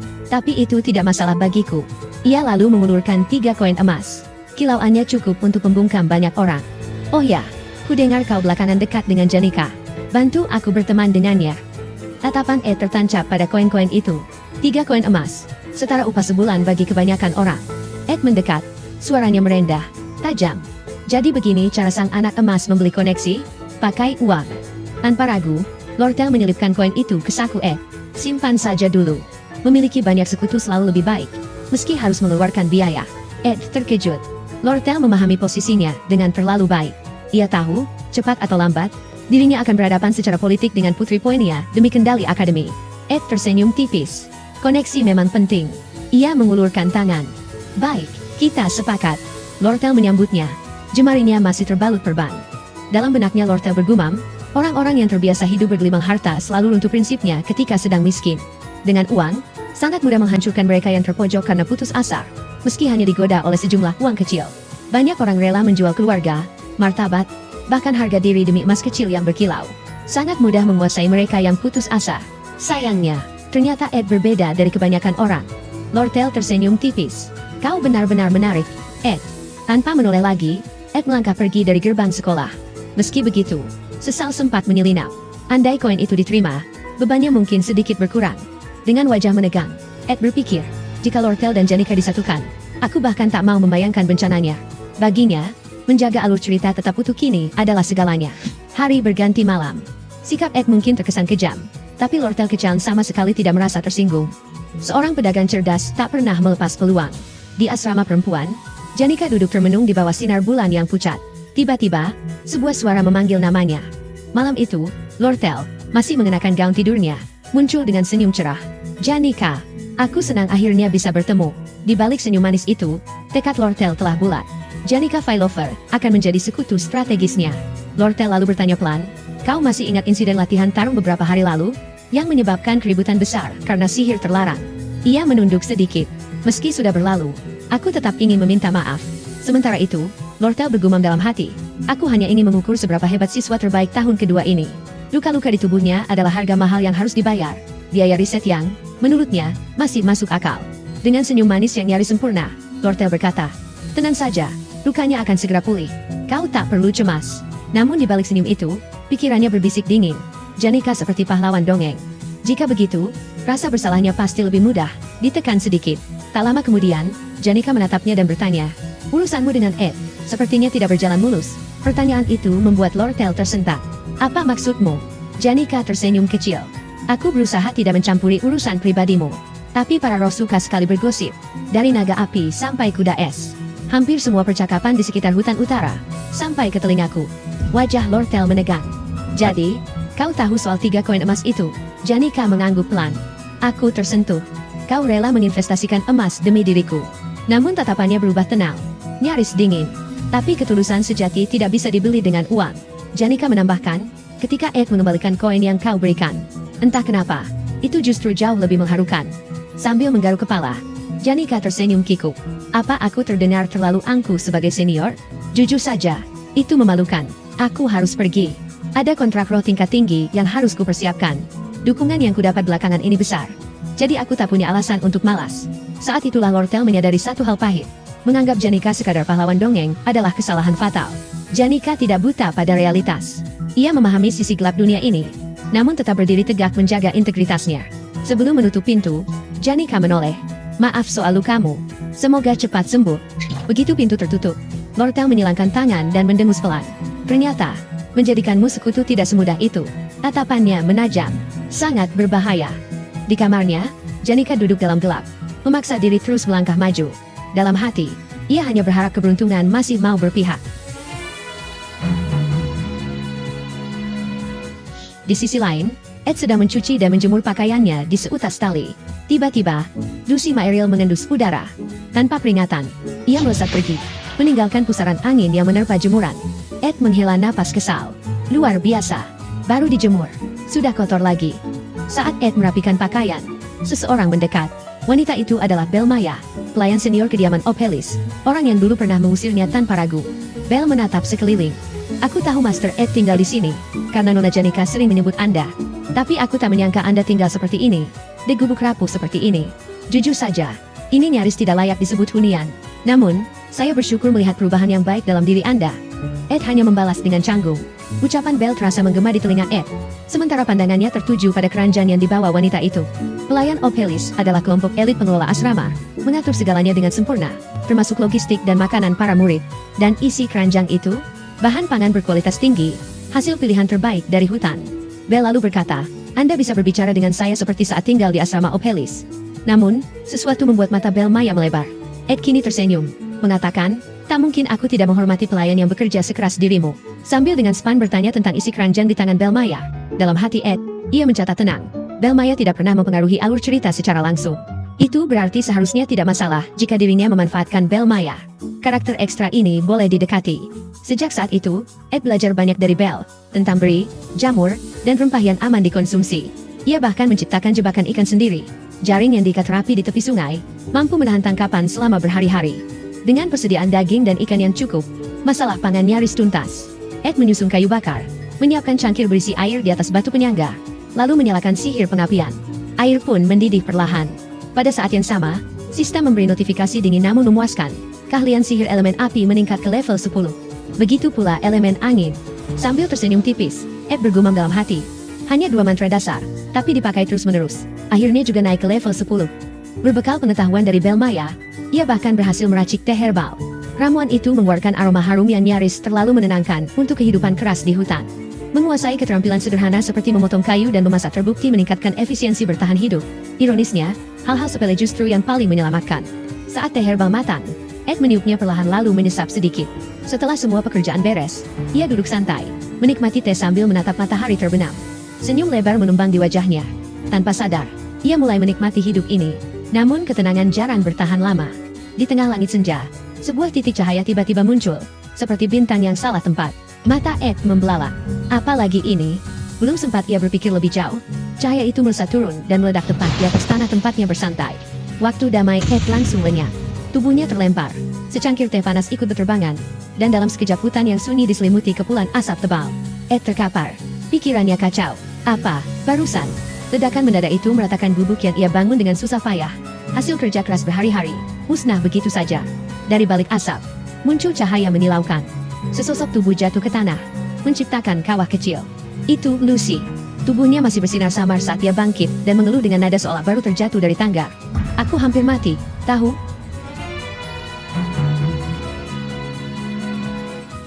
Saat itu, wajah Lucy tampak tegang. Sementara Ed membersihkan tubuh dan pakaiannya dengan kesal. Gubuknya hancur, bajunya kotor, dan semua itu berkat satu penyihir kecil yang katanya terkuat di dunia. Namun di balik kekesalannya, Ed justru penasaran. Siapa sebenarnya yang mampu membuat Lucy ketakutan sampai terjun bebas dari langit seperti meteor gagal? Tubuh Lucy bergetar, bulu kuduknya berdiri. Dengan suara pelan tapi dramatis, ia menyebut satu nama, Belle Maya. Ed menernit. Belle Maya? Pelayan senior yang sopan itu? Rasanya tak masuk akal. Lucy lalu mengoceh. Aku cuma bermalas-malasan seperti biasa. Tapi tiba-tiba, aku merinding saat dia mengepalkan tangan ke arahku. Lucy mengaku serangan itu datang terlalu cepat. Aku langsung teleportasi. Kalau kena, itu pasti sakit, katanya sambil melirik kawah kecil bekas jatuhnya sendiri. Mendengar itu, Ed menggertakkan gigi. Ia tahu betul, Belle Maya tidak akan bertindak sejauh itu jika Lucy tidak bermalas-malasan di asrama. Belum sempat Ed meluapkan amarah sepenuhnya, Lucy dengan santai meminta, Ed, ada dendeng daging. Jawaban Ed sederhana. Ia melempar ranting tepat ke kepala Lucy. Tidak, kau sudah mengacaukan segalanya. Yang membuat Ed benar-benar terdiam adalah reaksi Lucy. Penyihir terkuat di dunia itu memegangi kepalanya sambil meringis kesakitan. Kau tidak punya sihir pelindung? Tanya Ed, heran. Lucy cemberut. Manaku habis. Itu kesalahan fatal. Mata Ed memerah. Tangannya terangkat, siap menjewer telinga Lucy. Habiskan mana? hancurkan rumah orang, lalu minta makan. Riakan Lucy menggema di hutan saat Ed menyentil telinganya. Karena rumahnya sudah rata dengan tanah, Ed memutuskan pergi ke perpustakaan akademi. Jika harus membangun ulang, maka kali ini harus lebih kokoh. Setidaknya layak disebut rumah, meski dari kayu. Ia menelusuri buku desain dan material, mencatat teknik pengerjaan kayu dan konstruksi atap. Sayangnya, waktu menunjukkan malam kian larut. Perpustakaan hampir tutup. Tiba-tiba, seorang gadis berkuncir dua menyapanya, memuji kedisiplinannya belajar. Ed terkejut, buru-buru meminta maaf karena masih berada di sana selarut ini. Tidak apa-apa, kata gadis itu sambil tersenyum. Melihat orang rajin sepertimu malah bikin aku semangat. Ia memperkenalkan diri. Namaku Elka Islan, siswa tahun pertama Fakultas Sihir. Saat itu, Ed merasa ada yang janggal. Ekspresi Elka terlihat terlalu menunggu, seolah ia berdiri di sana hanya demi satu hal sederhana, mendengar nama Ed keluar dari mulutnya. Tak lama kemudian, dengan wajah datar dan nada yang nyaris tak berwarna, Ed akhirnya berkata, "Namaku Ed Roth Taylor." Begitu nama itu terdengar, mata Elka langsung terbelalak. Reaksi yang, jujur saja, sudah Ed duga. Namun Elka justru menatapnya lebih lama, lalu berkata, "Tapi kamu terlihat berbeda dari rumor yang beredar. Kamu membaca buku pelajaran elemental yang bahkan butuh beberapa hari bagiku untuk memahaminya. Kamu juga membaca lebih dari 6 jenis buku dalam satu duduk." Elka berhenti sejenak, lalu melanjutkan, "Padahal rumor mengatakan Ed Roth Taylor itu arogan, meski tak punya kemampuan." Sambil tersenyum tipis, Elka menggeleng pelan. "Kurasa kita memang tidak bisa mempercayai rumor begitu saja." Ia menambahkan dengan nada lebih lembut, "Aku juga mengenal orang yang rajin seperti kamu, Ed. Karena itu, aku akan mendukungmu." Mendengar ketulusan itu, Ed terdiam sejenak, lalu mengangguk kecil. "Terima kasih." Elka kemudian melambaikan tangan sambil tersenyum. "Kalau begitu, hati-hati di perjalanan pulang." Ia pun bersiap meninggalkan perpustakaan, seolah momen itu telah selesai dengan rapi. Namun, dunia rupanya tidak sepakat. Tiba-tiba, getaran hebat mengguncang lantai. Ed dan Elka kehilangan keseimbangan. Tubuh mereka terhuyung di antara rak-rak buku. Suasana tenang perpustakaan lenyap dalam sekejap. Elka tampak terkejut dan gelisah. Matanya membelalak saat menatap sesuatu yang meluncur ke arahnya dengan kecepatan mengerikan. Sebuah lemari buku besar, bersama tumpukan buku, terlepas dari posisinya dan jatuh, menghantam ke arah Elka tanpa ampun. Di saat yang hampir bersamaan, jauh di area akademi, sebuah cahaya berbentuk lingkaran sihir tiba-tiba muncul di langit. Cahaya itu memancar terang, lalu meluncurkan energi dengan kecepatan brutal. Tepat pukul 23.30, sebuah markas sementara berdiri di depan gedung OSIS. Berkat usaha Taylor dan kelompoknya, banyak murid berhasil berlindung di sana. 2 jam berlalu, namun pentagram itu masih menggantung di udara. Cahaya merahnya berdenyut, aroma magisnya menyesakkan. "Poinia," berkata, "ini segel pemanggilan Glaskan, roh gelap tingkat tinggi." Ia menegaskan, situasinya buruk. Satu-satunya yang punya resonansi roh setinggi ini, hanya dia. Nama Janika Filover pun terucap. Peringkat 1 tahun kedua. Sosok yang mungkin telah kehilangan akal karena pengaruh roh gelap. Keheningan menyelimuti markas. "Kita tak bisa diam," ujar Poinia akhirnya. Taylor menimpali tegas. "Perisai Akademi cuma pengulur waktu. Memanggil Glaskan akan memicu bencana yang lebih besar. Kita harus ke gedung OSIS sekarang." Kapten pengawal kerajaan, Claire, menambahkan dengan nada tenang. "Orang-orang di luar perisai akan segera menyadarinya. Jika pengawal kerajaan dan para profesor turun tangan, ini bisa diselesaikan." Sementara itu, Elvira Aniston, siswi tahun pertama Departemen Alkimia, menyuarakan pendapatnya dengan nada yakin. "Perisai yang dibentuk roh gelap tingkat tinggi itu pasti sangat kokoh. Kita tidak punya pilihan selain menyelesaikannya dari dalam," tegasnya. "Kepala sekolah Obel sedang tidak ada. Jadi berharap bantuan eksternal jelas mimpi siang bolong. Kalau kita bersatu, roh gelap itu bisa dijatuhkan," tambahnya, optimistis namun tetap realistis. Sayangnya, keberanian itu langsung ditabrak kepanikan. Clemius Northendale dari Departemen Tempur menolak mentah-mentah. Suaranya bergetar. "Kalian serius? Kita harus menerobos barisan roh tingkat menengah, melawan penyihir itu, lalu menyusup ke gedung untuk menahan Janika." Ia menelan ludah, lalu berteriak, "Di dalam sana ada 2 roh tingkat tinggi. Takkan, naga api itu, dan Velosper, yang bentuknya seperti kelawar bertanduk." Sambil memegangi kepala, Clemius menjerit, "Itu bunuh diri. Dan maaf saja, aku tidak berniat mati hari ini." Lortel menghela napas, setengah ragu. "Tapi, apa Janika benar-benar sanggup melakukan semua ini sendirian?" Dia memang kuat, tapi tetap saja murid tahun kedua. Mempertahankan roh sebanyak itu, lalu masih sempat memanggil Glaskan, itu sudah di luar nalar. Ayla mengusap dagunya, berpikir cepat. Sebagian besar kekuatan itu pasti datang dari Velosper. Senior Janika kemungkinan hanya jadi wadah manifestasinya. Nada suaranya tenang, nyaris dingin. Roh gelap adalah musuh alami penyihir roh. Kuat, tapi mustahil dikendalikan sepenuhnya. Mereka iblis yang mempermainkan dan mendominasi tuannya. Itulah kenapa penyihir roh harus menjaga pikirannya, atau dilahap habis. Ia menambahkan, Tak seorang pun tahu bagaimana Philosopher bisa menguasai Janika, padahal dia yang paling ahli di bidang roh. Bukan itu poin terpenting sekarang, potong Ziggs. Ia menyilangkan tangan, tatapannya tajam. Yang krusial adalah langkah selanjutnya. Dan hanya satu orang yang bisa memutuskannya. Poinia, beri kami instruksi. Semua terdiam. Tatapan mereka tertuju pada Poinia, menunggu keputusan. Di benaknya, terlintas ucapan seseorang yang biasanya terlihat acuh. Ed. Ia ingat bagaimana Ed berkata bahwa beban apapun yang ia pikul tak ada apa-apanya dibanding tanggung jawab Poinia saat ini. Ia juga ingat pesan sederhana itu, menenangkan pikiran. Tak lama, Poinia angkat suara. Kita bergerak 1 jam lagi. Nadanya tegas. Yang ikut hanya personel terlatih. Aku, Claire, murid terbaik tiap angkatan, dan murid kelas A.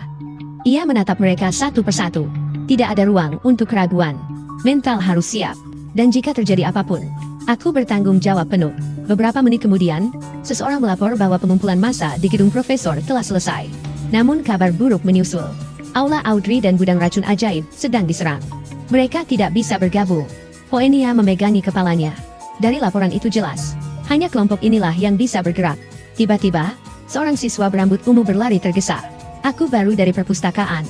Di sana ada pustakawan magang dan 1 murid tahun kedua. Poinia menoleh. Siapa muridnya? Elka Islan. Mata Ziggs langsung terbelalak. Tunggu, kau bilang Elka Islan? Iya, jawab gadis itu cepat. Dia sedang belajar manajemen buku sihir. Tanpa membuang waktu, Ziggs langsung berbalik pergi. Ia tahu betul satu hal, Elka tidak punya kemampuan untuk melindungi dirinya sendiri. Dan kali ini, perpustakaan jelas bukan tempat yang aman. Namun Poinia dan Lortel segera menghadang langkah Ziggs. Perpustakaan terlalu jauh. Dan saat ini mereka punya prioritas yang jauh lebih mendesak. Janika. Poinia menambahkan dengan nada tegas, masih ada 1 murid tahun kedua yang terjebak di sana. Untuk sekarang, kita harus percaya padanya. Sayangnya, kepercayaan bukanlah keahlian Ziggs. Wajahnya tetap tegang, matanya dipenuhi kecemasan. Jelas bukan untuk murid misterius itu, melainkan untuk Eika. Poinia lalu menoleh ke arah gadis berambut ungu. Benar ada murid lain di perpustakaan. Gadis itu langsung gugup. Ziggs kehilangan kesabaran. Ia melangkah cepat, mencengkeram bahu gadis itu, mengguncangnya tanpa ragu. Sebutkan namanya, sekarang. Dengan wajah pucat dan keringat dingin mengalir di pelipis, gadis itu akhirnya berujar, Ed Roach Taylor. Nama itu jatuh seperti percikan api di atas bahan bakar. Wajah Ziggs berubah seketika. Sorot matanya mengeras, rahangnya mengatuk, dan aura di sekelilingnya berubah menekan, dingin, sekaligus mengerikan. Gadis berambut ungu itu langsung ketakutan. Ia menangis, meminta maaf dengan suara gemetar. Ia mengaku meninggalkan Ed bersama Eika di perpustakaan karena kesal, karena Ed terus berada di sana hingga larut malam. Ia juga menambahkan dengan terbata-bata bahwa Eika bukan gadis yang peduli pada rumor murahan. Itulah sebabnya Eika tetap tinggal bersama Ed. Para siswa di sekitar langsung gempar. Bisikan menyebar cepat, membicarakan satu hal yang sama. Edward Taylor terjebak bersama Eika di perpustakaan. Sementara itu, Ziggs menggertakkan giginya. Amarahnya kian memuncak. Tanpa ragu, ia hendak melesat menuju perpustakaan. Namun sekali lagi, Poinia berdiri menghadap. Dengan wajah serius, Poinia berkata, percayalah pada Ed. Kata-kata yang sederhana, tapi terasa berat di tengah situasi yang sudah diambang ledakan. Kata-kata Poinia yang meminta mereka mempercayai Edward Taylor membuat orang-orang kebingungan. Begitu juga dengan Lortel. Di sisi lain, Ziggs nampaknya sudah tak bisa dicegah. Dengan cepat, Ziggs melesat ke udara, meninggalkan rekan-rekannya tanpa sepatah kata pun. Di sisi lain, para roh gelap yang menepung area tersebut meraung-raung, memperlihatkan taring tajam mereka. Namun, Ziggs menerobos di antara mereka dengan kecepatan luar biasa. Kilat cahaya membelah udara, menebas satu persatu roh tanpa ampun, seolah mereka hanyalah penghalang kecil. Dengan emosi yang membara, Ziggs bersumpah dalam hatinya, jika Eika terluka sedikit saja, maka Edward Taylor harus membayar akibatnya. Seperti pepatah tentang naga yang bangkit dari sungai kecil, kalimat itu terasa terlalu sopan namun cukup pas untuk menggambarkan Ziggs, sang tombak flora ajaib. Di masa lalu, seseorang pernah bergumam dari balik semak. Dilihat dari jejaknya, itu pejantan dewasa. Kulit kayu yang terkelupas di sekitarnya menandakan satu hal. Makhluk itu baru saja lewat. Di antara dedaunan, seorang pemuda bermata hijau, mengenakan penutup kepala berbentuk kepala hewan, sedang mengintai seekor rusa dengan kesabaran yang nyaris tidak manusiawi. Perlahan, ia membuka celah semak. Sebilah belati ditarik dari kantungnya, dingin dan siap bekerja. Dalam sekejap, tubuhnya melesat. Di bawah terik matahari, pemuda itu menghantam rusa yang sedang lengah. Tebasan cepat mengakhiri segalanya, tanpa drama yang tak perlu. Pemuda itu adalah Ziggs, keturunan suku pengembara yang berkelana di padang rumput Kekaisaran Utara. Ziggs belajar memburu rusa bahkan sebelum mengenal huruf. Ia lebih mahir mengais sisa mayat di pinggir jalan daripada berbelanja di toko. Masyarakat menyebutnya keturunan barbar, Sebagian bahkan menyebarkan rumor murahan bahwa ia memakan daging manusia. Hidupnya liar, dan jujur saja, ia tidak repot-repot membantah. Suatu hari, seorang gadis menghampirinya. "Siapa namamu?" tanyanya polos. "Zix," jawabnya singkat. Gadis bermata berbinar itu tersenyum. "Kau seperti serigala, yang berjalan dengan dua kaki." Gadis itu adalah Elka Islan. Saat itu, Zix menyadari sesuatu. "Selama ini aku hidup tanpa batas," pikirnya. Ia berkelana di padang rumput utara, makan dari bangkai yang ditemuinya, tidur di bawah bulan. Ia hidup seperti anak serigala yang tersesat dari kawanannya. Air mata mengalir tanpa ia sadari. "Aku, kesepian," akunya dalam hati. Ironisnya, ia baru memahami arti kesepian saat menemukan seseorang yang membuatnya tak lagi sendiri. Elka dan ayahnya menerima Zix apa adanya, memperlakukannya seperti keluarga, tanpa bertanya dari mana darah dan luka itu berasal. Perlahan, kehidupan liar itu memudar. Di tangan Elka yang lembut, serigala muda itu belajar menjadi manusia. Namun satu hal tak pernah berubah, naluri melindungi. Demi Elka, serigala itu kembali bangkit. Di kepalanya terlintas rumor tentang Edward Taylor, manipulasi ujian, menyinggung putri Poinia Elias Crowell, mengacaukan para junior, reputasi buruk yang terlalu sering dibesar-besarkan. Dengan dada diliputi cemas, Zix melesat menyusuri koridor sekolah menuju perpustakaan. Pintu dibuka kasar. Di dalam, Ed duduk sambil memegangi lengannya. Wajah dan seragamnya ternoda darah. "Siapa kau?" tanya Ed tajam. Zix tak peduli. Ia mencengkeram kerah baju Ed. "Di mana Elka? Kenapa kau ada di sini?"